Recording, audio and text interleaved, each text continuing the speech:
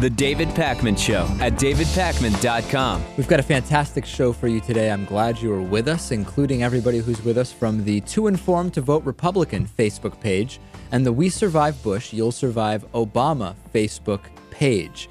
Bill O'Reilly, like Rand Paul and like most broken clocks, is right every once in a while, Lewis. And this happened yesterday. Bill O'Reilly was talking about the Supreme Court, which is, of course, hearing two different cases related to marriage equality. One related to California's Proposition 8, the other related to DOMA, the Defense of Marriage Act, and we will arguments are finishing up today, and then in a few months we will have some kind of results, Lewis. We talked about that extensively yesterday. Right. So what does Bill O'Reilly say? Well, Bill O'Reilly said, you know what? If religion is your opposition to same-sex marriage, and for most people it is, that is really just not a valid way of opposing same-sex marriage. Bill O'Reilly was right on this. He had Megyn Kelly on. We've talked about Megyn Kelly before. And this is what happened. I'll just play it for you, and then we'll discuss it. For years, those who oppose gay marriage take the religion piece out of it for this, because there's no arguing that. I mean, the Christian religion teaches what it teaches. The Bible says what it says. I mean, about marriage and but our policy shouldn't be made by that. I know, so take that out of it. Right. So what I'm saying is that when you ask, for example, I had an interview with Tony Perkins of the Family Research Council. What is it about calling marriage, calling a gay union marriage that offends you? How does it hurt a traditional or heterosexual marriage?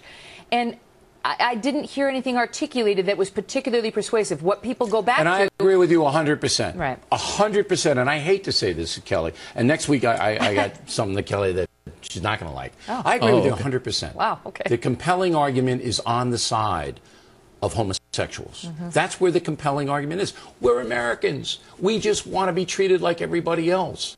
That is a compelling argument. Okay, so we agree with Bill O'Reilly on this. Bill O'Reilly is saying something that is just very simple. We can't have an argument about law be based simply on religious beliefs. That's really great. If Bill O'Reilly is saying this, it must be a sign of the times, Lewis.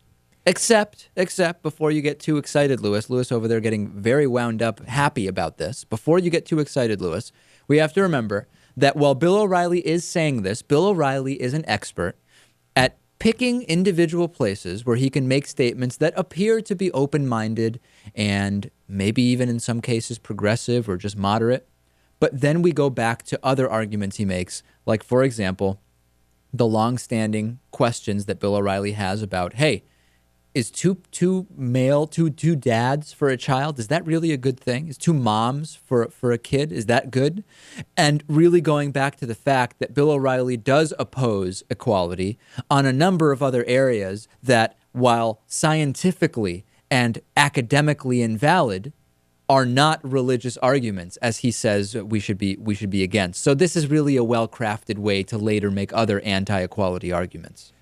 You know what? That's fine. Let him make anti-equality statements, as long as he's admitting that religious doctrine should not dictate policy. That's huge. That's great. Do you agree with that, Natan? Or is this just a setup, a pretense under which O'Reilly can then make other incredibly unfounded anti-equality claims? Even if it is, I think it's a good thing. But what surprises me most is that I assume that most of the Fox News audience is against what he's saying. Right. I would assume most of the Fox News audience thinks it's okay for law to be made based on religion. Exactly. So, I mean, he's making sort of a broader good point, which it seems to me like most of his audience disagrees with, which is this church-state separation. So I think it's good that he's making the point, even if on other things he's totally bigoted.